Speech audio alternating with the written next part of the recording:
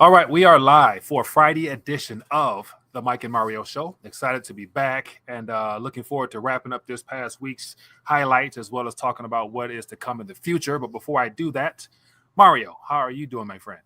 Yeah, I'm doing well, Mike. I've had a pretty good week. And you? How are you doing? Oh, I'm doing good, man. Doing good. We got at least 2 good days of weather this past week, which is surprising. Took advantage of it and definitely got outside a little bit. And so feeling a little bit refreshed this Friday. So looking forward to talking about a variety of subjects. And we kind of ended last week talking a little bit about keeping our eye on Japan. And so I know you have thoughts with that. I have some thoughts with that and some recent developments on what appears to be from this article we're going to share the attempt to unwind or to maneuver some kind this Ponzi scheme, which has been going on for 30 years or so, with quantitative, whether it be easing, tightening, whatever we want to call it. But I think it's something worth keeping an eye on, just because I think we can learn a lot from this. And so there's a couple other stories as well. But it looks like gold and silver is doing a nice little thing this morning. So definitely going to be a good day. But let's just jump right in. For those who are tuning in, feel free to throw out some thoughts, ideas, and suggestions in the chat. We'll try to jump on those when we get to the Q&A portion. But yeah, so let's jump right in, man. So I want to share with you an article that caught my eye, and I want to get your take on some things and just see where it takes us, man. So here we have, as it says here, the Bank of Japan's next 5 trillion man has worst job in economics. And so apparently, from just reading through this, he's coming in as a predecessor that is going to, I guess, rebrand, redo, remodel, or try to shake up and undo Abenomics, which is unlimited quantitative easing, because I think Japan is basically the ground zero for that experimentation, and it's not working. It hasn't worked. It doesn't work. We know that. Okay. But one thing I want to read to you, Mario, and then get your thoughts on it, because I think the bond market as well as the currency will definitely tell wonders. But you know this gentleman here, but it says here, one reason why he was selected, Kishida's first choice said no.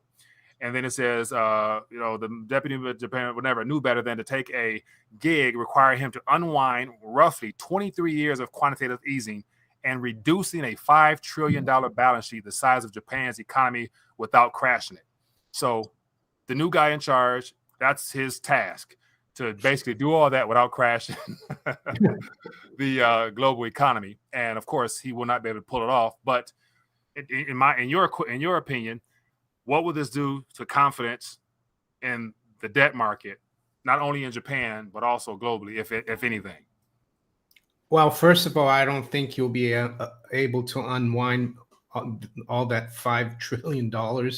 It doesn't sound as much, but Japan is a much smaller economy. It's 100% of their GDP. And it will be highly significant for the whole world, for the major bond markets like U.S. Treasuries, gilts, and the European or the EU bond markets, because of contagion. And Japan has got probably, I think, after the U.S., the second biggest government bond market in the world. I think Germany and Italy are near there as well. So. And Japan has provided a lot of liquidity to the Western financial system because their interest rates have been low for so long. And a lot of Japanese savers have parked their funds abroad to get higher rates. But this guy, he's going to start out on the 1st of April, Ueda. It looks like he was the only guy brave enough to take on the challenge. The deputy governor of the Bank of Japan said no. And this guy is supposed to be the Ben Bernanke of Japan. He went to MIT as well. Right. So is he really going to unwind this madness? I don't think so. And I sent you just now also what the Bank of Japan has been doing. They did start unwinding their balance sheet, as you can see in the bottom left-hand side. But now they're doing QE again. And apparently they've done $600 billion since September, $600 billion, not yen. And the Fed has done 350. So global liquidity is actually continuing to increase despite what we hear from people. If you add on the Bank of Japan, what they're doing, They're kind of holding everything together, I would say. So yeah, it's definitely important for the rest of the world. And I think it's an impossible task to unwind a Ponzi. Yeah, I do agree. And I'm looking at their debt to GDP, and it's 240%. And the fact that they've been in negative territory for so long. And so, like, just that thought of them trying to bring it into, I guess, neutral, just take it neutral, then eventually positive. Like, then that in of itself, the extra cost on the current debt that they carry and everything they're going to try to do beyond that would definitely swallow the government up in its entirety, wouldn't it? Yeah. And then currency itself. What it would do as well, it would if they try to unwind the 5 trillion of QE, that means they're going to have to sell a lot of JGBs. Who's going to want to buy it? Well, what will happen is that to attract buyers, they're going to have to let rates go up, which means a lower price. And with a debt to GDP of over 200%, can you imagine the financing costs? It would completely bankrupt the Japanese government. Yeah, so here just thumbing through, the amount of damage done through debt. And so we got Japan at 240.7%, Greece, Singapore, Italy, United States at 113, France. Where's the UK at? What is the United Kingdom? 78%. Oh, that's wrong. That's 78%. That's for sure. So this is so this is that data from the world. Well, why don't you go into the US debt clock? Oh, and, yeah. And you can go into the world, different countries debt clock. And I think that could be a little higher. Yeah, let's check that out real quick. So yeah, like an idea, and of course, as of this past week, due to the CPI figure that I guess caught people by surprise, they're talking about possibly going for a 50-point hike at the next go round. So let me grab this real quick and then we'll keep it moving. But I think it's definitely the PPI was quite high yesterday as well. Here we have, let me just move this around. You see the UK, it says 108%. So there you go. And the US, if you go to the US, that's just that they've taken out the debt that is held by government and the Fed, but it's more like 123%. If you go to just the US debt clock, if you move away from the world, you see the US is 120% there. That's the real number. And I would say it's more like 150 because they don't use nominal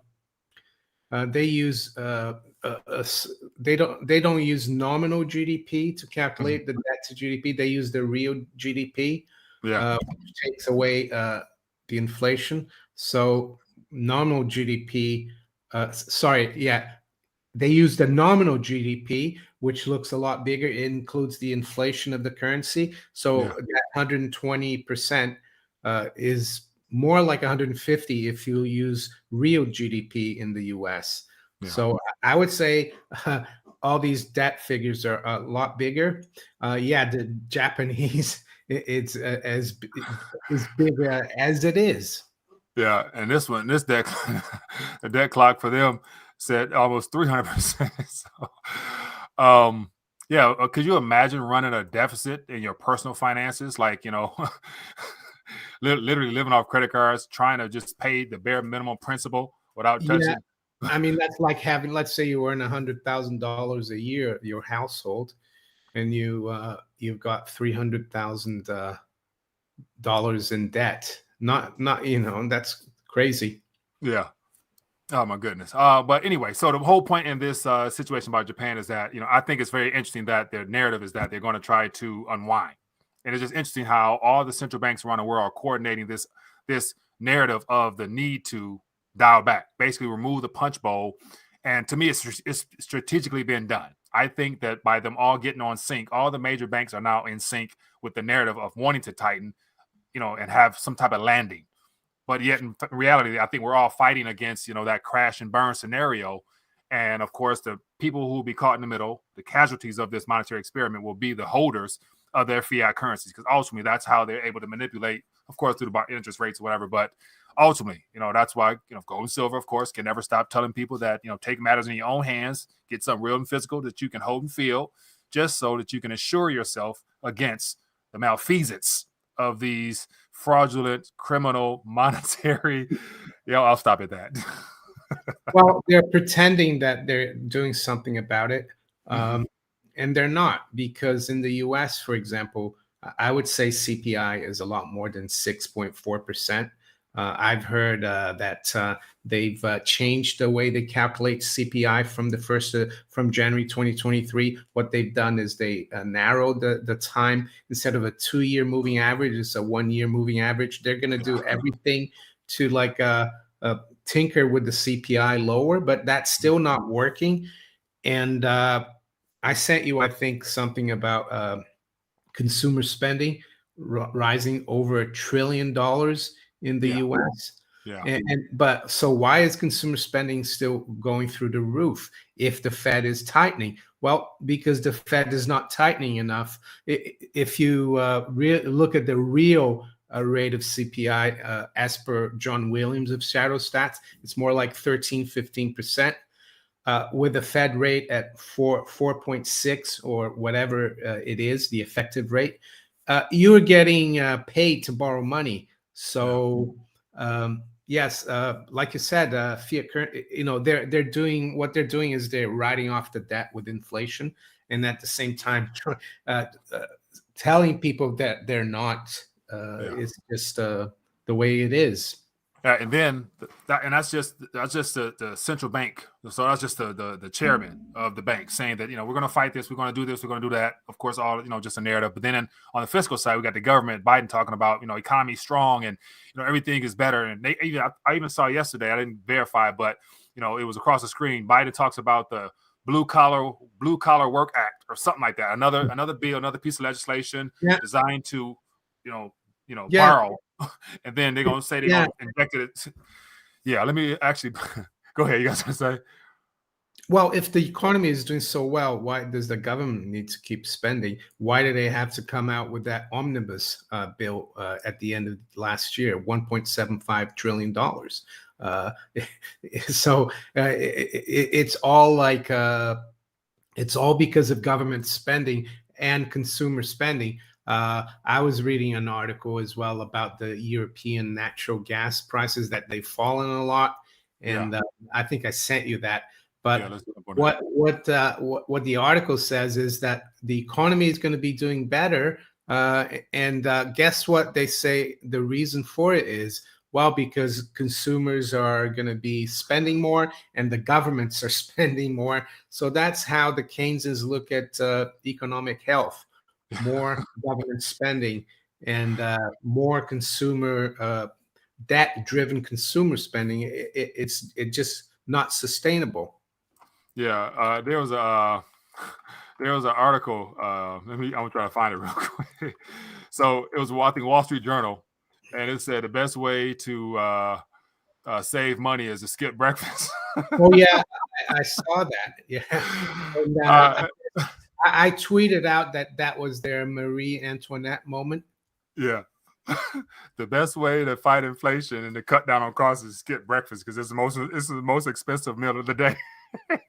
Well, I tweeted that out, and someone actually said, "Well, this is not." They're actually serious about it. That's how. And that's the sad part about it. The fact that they probably really are serious with it. But then again, it just shows how problematic, chaotic things is, where desperate times calls for desperate measures of saying anything. But yeah, another example of how can an economy be doing so great if you have to cut breakfast off your budget. Right, 100%. And then here is just more highlighting, kind of hinting what you were talking about earlier. But I'll put this on the screen. I'm everywhere right now. Let me share this. But just the headlines itself. Household debt hit record 16.9 trillion last quarter. So the figure was, what was it? 300 and something. It was $394 billion last quarter, which is the highest amount of debt taken out by the consumers on credit cards in the last 20 years. So this past year, to me, this past fall and winter, whether it be Christmas shopping, holiday shopping, or barely making it, and that's when the whole job tsunami began, of people losing their primary source of income, and I guess going to credit cards as a way to subsidize that. But that is another indicator of how bad things are, to where jobs is an issue, but on top of that, people are swiping a credit card as if like they have the same authority as central banks, as if they can run a negative deficit in perpetuity until just what. And then again, a lot of people know that they're going to default on the debt. So it's like, yeah, whatever. But okay. Well, when you use your credit card and you pay for things on the credit card, you are acting almost like a central bank. You're creating cash out of thin air. So, but again, it's because rates are negative, really. So you're actually it actually is attractive to borrow. The flip side, the danger of that is if you get into too much debt and then you lose your job, you can't pay your debts back.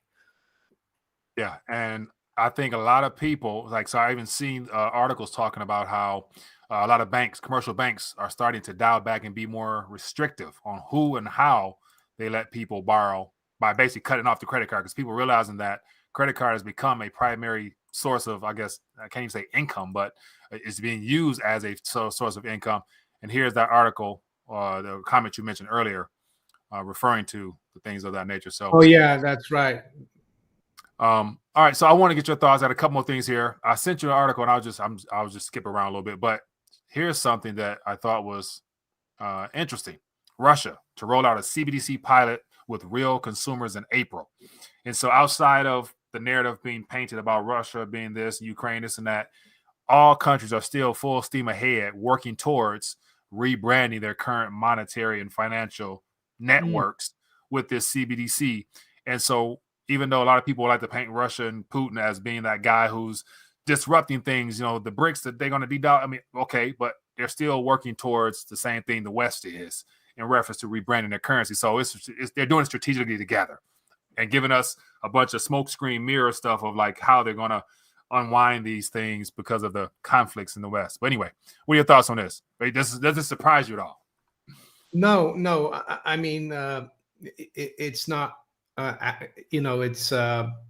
It's clear that Russia and other countries are trying to de-dollarize and get out of the Western system because of all the sanctions and the freezing of reserves, and they're buying a lot of gold to support their new monetary system.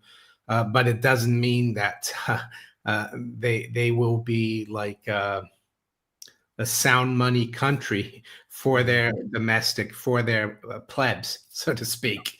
And so it doesn't surprise me they're going for CBDCs, even though I think last year Russians bought the most gold in a very long time because Putin and the government there, they took out the VAT from gold and they allowed people to buy gold to protect themselves. But CBDC, who knows?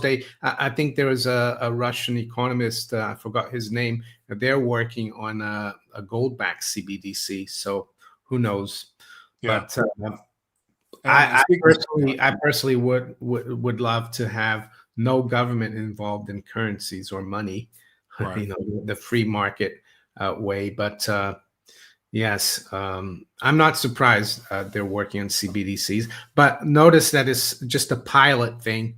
And I think in China as well, it's just a pilot. It's not like a lot of people say, oh, China has CBDCs. Everyone is like being surveilled, but it's just a pilot. And I read something a few months ago from a former PBOC official saying she said that this CBDC pilot is not really going too well because people are not really adopting it. So it's still early days.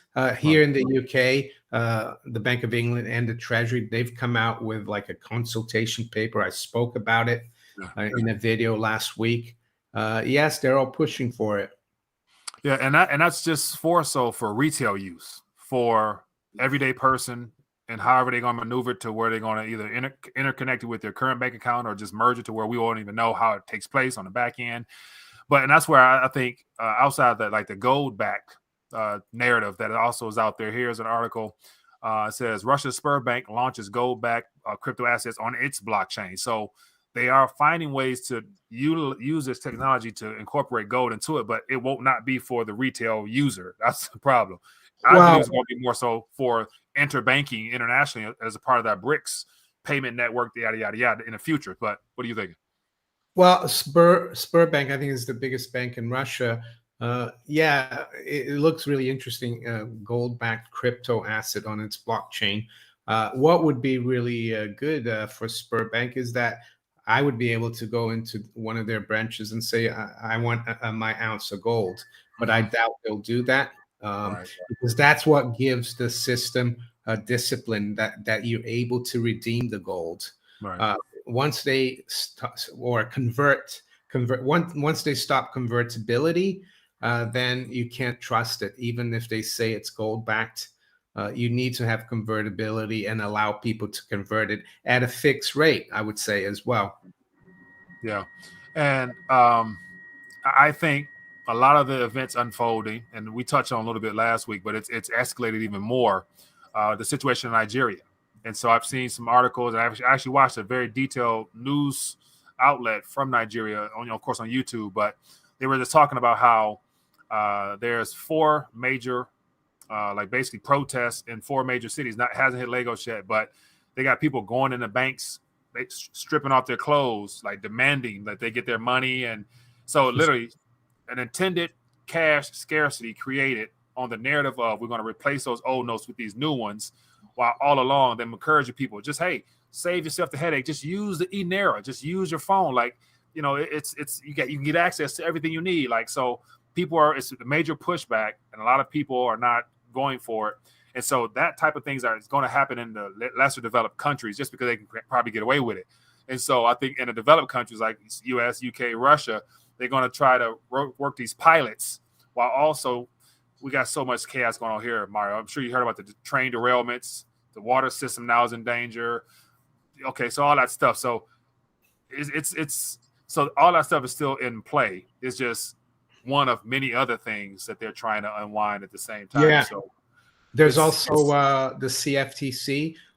One of the data providers for the CFTC has been hacked, and they haven't updated the open interest numbers for all the futures exchanges in the US since the 24th of January.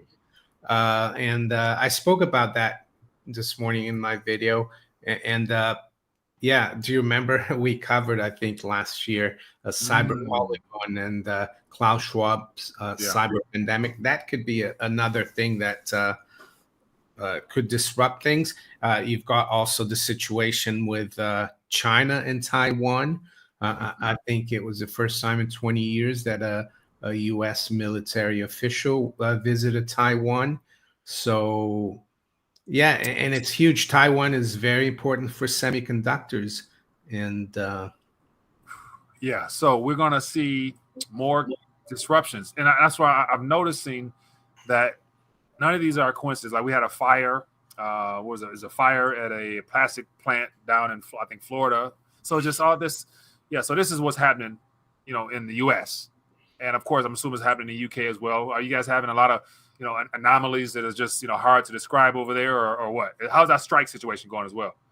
yeah, I mean, we haven't had like derailments and fires like that, but yeah, the strike situation is still present. I think it's kind of uh, subsided a little bit, but I think it's going to get worse. But things are relatively calm right now. But I detect that the gilt yields, the bond market yields in the UK, they're starting to go up again. Right when like mortgage deals are coming back, because last year when we had the gilt crisis and the meltdown in the pound, a lot of mortgage providers, they took out all their deals. People thought the housing market was gonna like crash, but and then the Bank of England intervened, did not QE, but I see rates going up again, and I think that will be a big problem for the UK. And they're still pushing this narrative with the Ukraine. I detect also that they're pushing here the fact that the UK armed forces are very underfunded, that they need to increase military spending. I saw General Milley in the US saying we need to increase military spending because we're sending a lot of our stuff to Ukraine. The Germans just said today that they're going to spend 2% of GDP permanently on military. So we could see military spending be what drives up GDP, because that's government spending. So I think it's not just here in the UK; it's happening all over the place. And the excuse, of course, is the threat from China, the threat from Russia, or the cyber threat. Yeah. So that expenditure there, as it leaks into the main economy, as far as for more jobs, for military usage, and all the types of stuff like that, that could be more juice added to the punch bowl to basically kick the can further down the road to keep markets fraudulently, hopeful, optimistic, to where people will see, my portfolio, whatever's doing well, and then how will that impact, the gold and silver? You think, like, because typically it's inverse whenever stock does well, gold does. So do you see? Because still confidence is high in metals in general, and it's going to get higher as more currency corruption happens. But what do you think will happen in gold and silver? Is it going to continue to rally or what?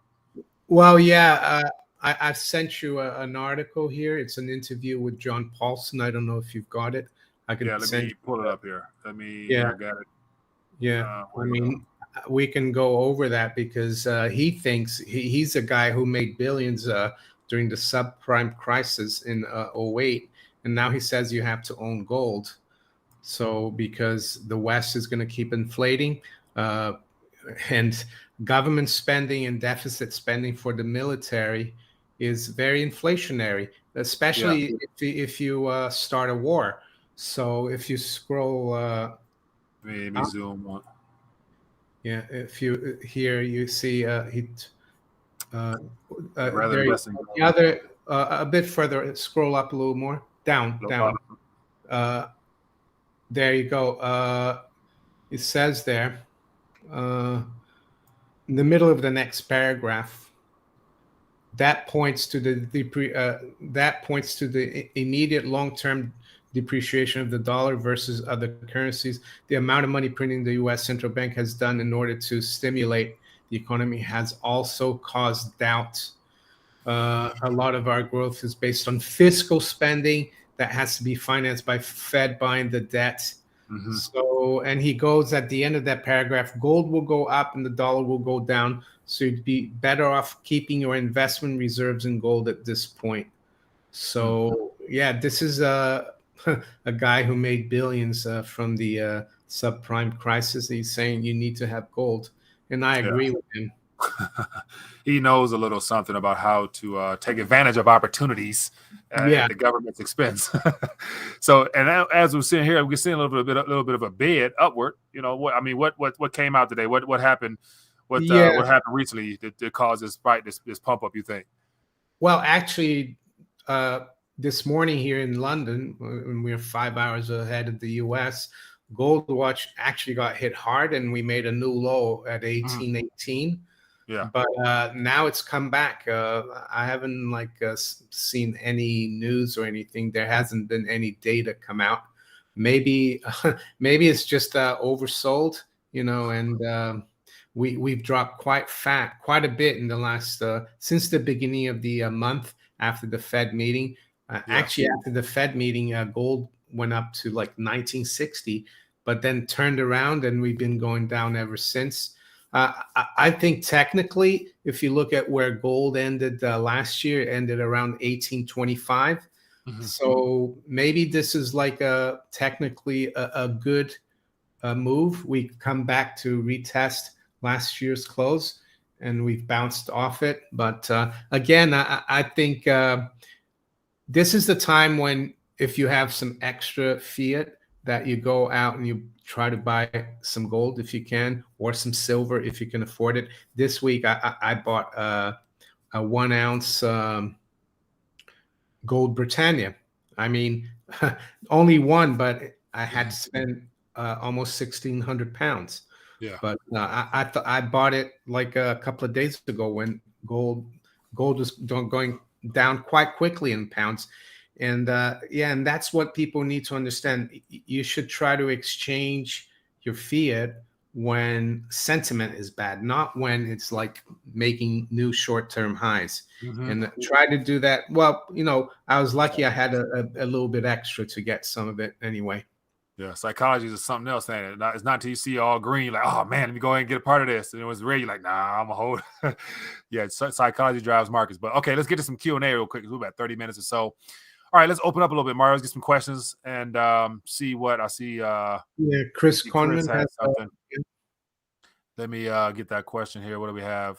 Show on stream here. Let me zoom this out the way. We got when do you think the Moscow Metals Exchange will open to compete with the LBMA and the Crimex? Thanks. Good question there. That is a good question. Assuming it was in the works, or was it a set date to begin operating, or what? That's one thing I don't know. But yeah, it's the Moscow world standard, isn't it? I mean, I don't know when it's going to be set up. It's probably could start this year, but I haven't. They announced it last year that they're going to start.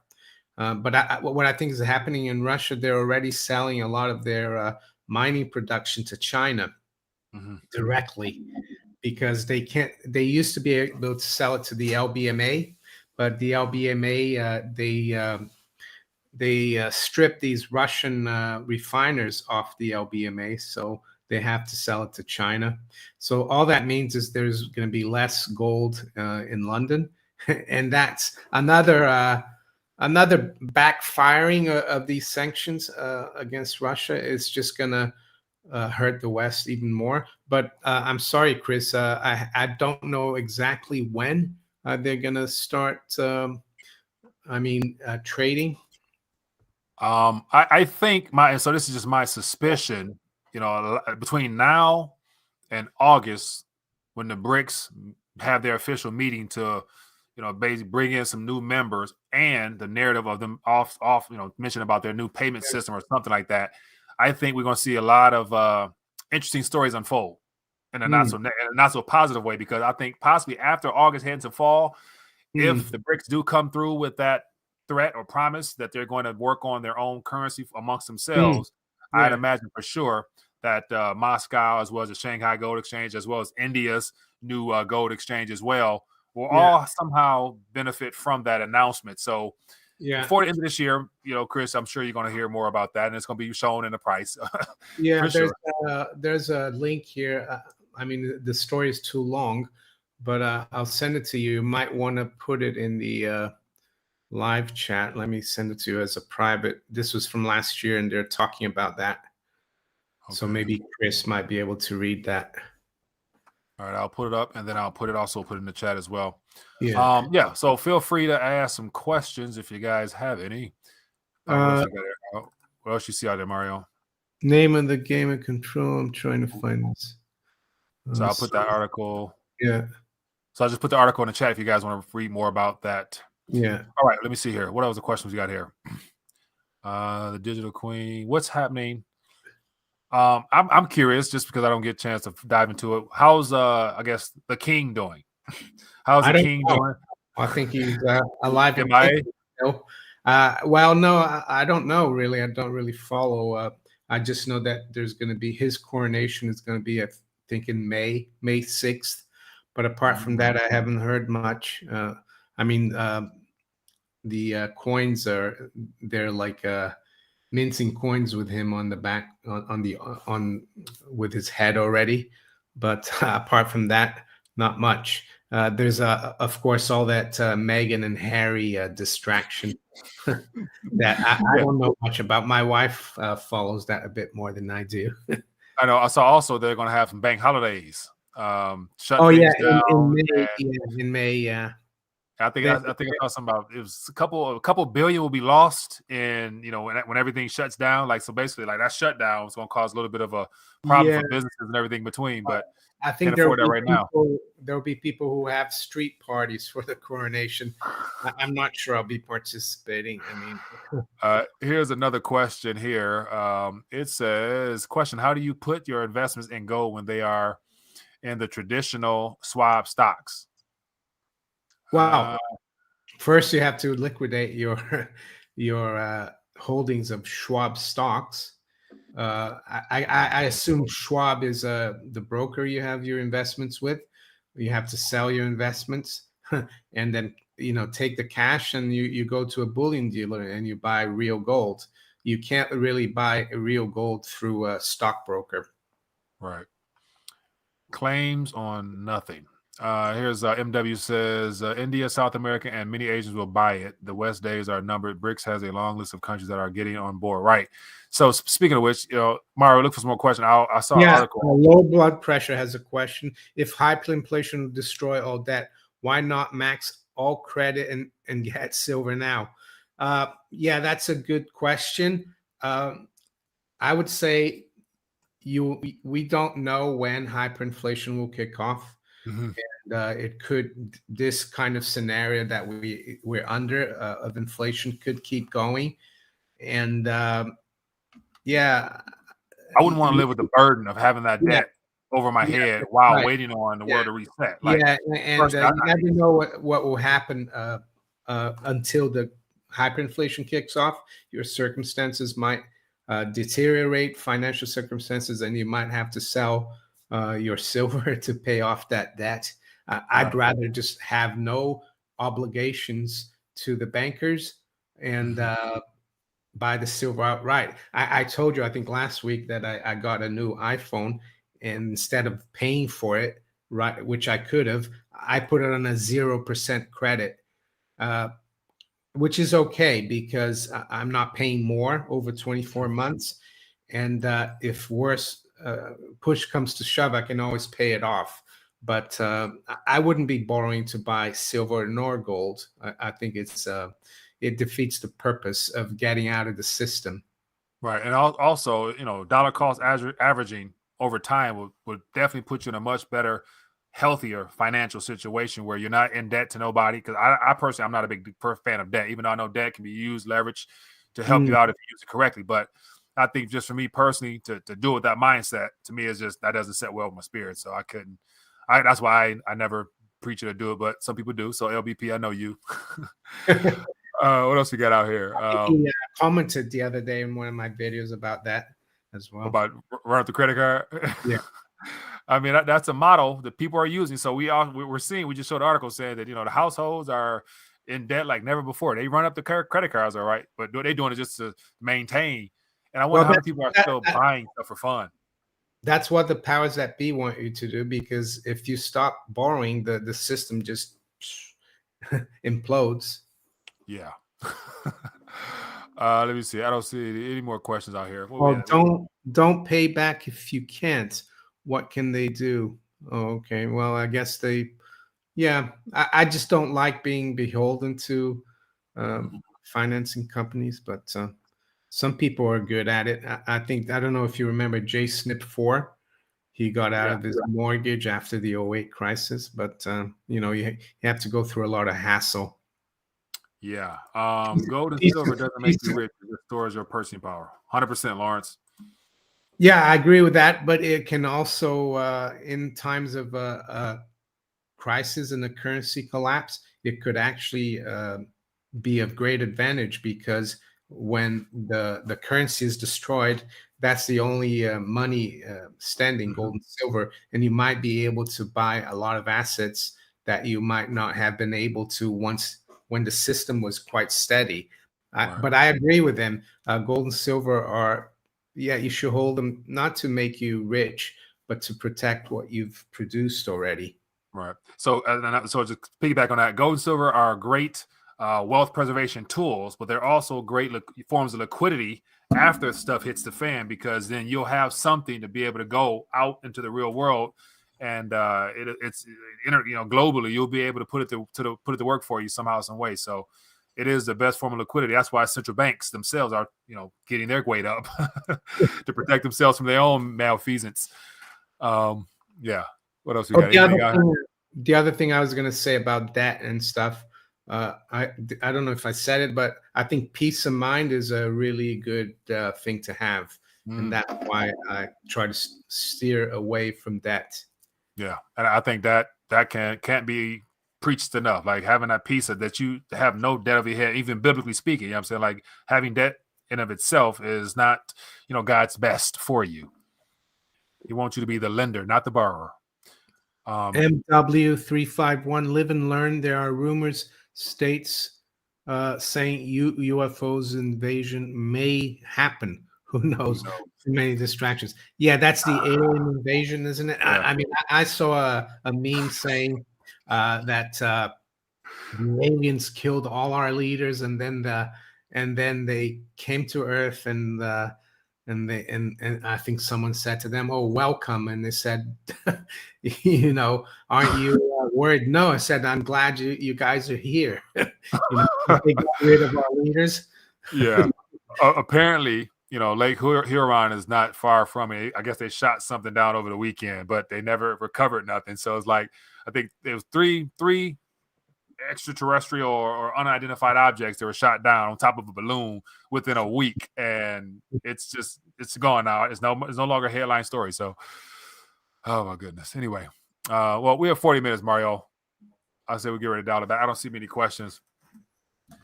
Well, looking at it, so one thing I did want to mention is that the narrative might have changed slightly, and the reason I mentioned the narrative is that one article we didn't touch on, it says here, two Fed officials said on Thursday the U.S. Central Bank likely should have lifted interest rates more than it did earlier this month and warned that additional hikes in borrowing costs are essential to lower inflation to desired levels.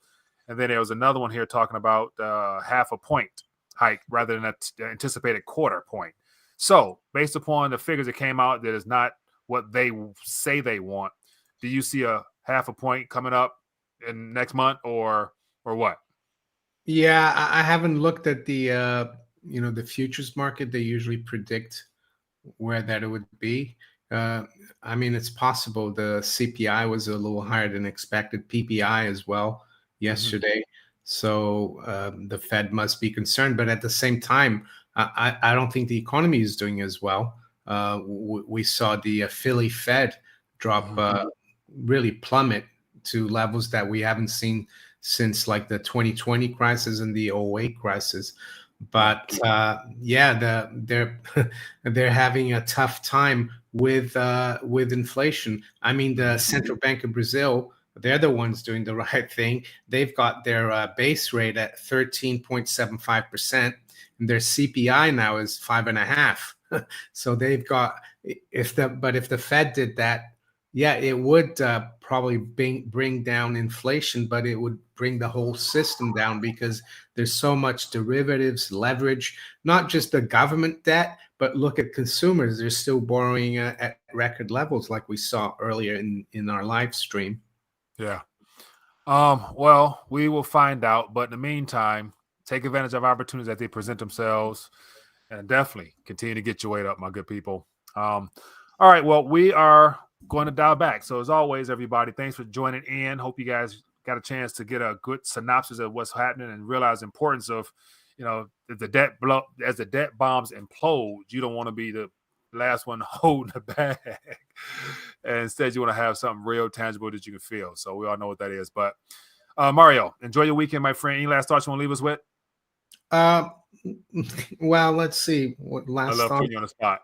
Yeah, I thought you had the last thought today, but no, yeah, I mean, there are a lot of distractions out there, and I look at them and everything. But I would say one thing is don't be scared by any of this rubbish they throw at us, and don't let things. Don't act in panic. Keep calm. Yeah. Yeah, 100%. All right, well, good people. Enjoy your weekend. Be blessed. Be safe. See you guys next week at 11, the same time, same place. Peace.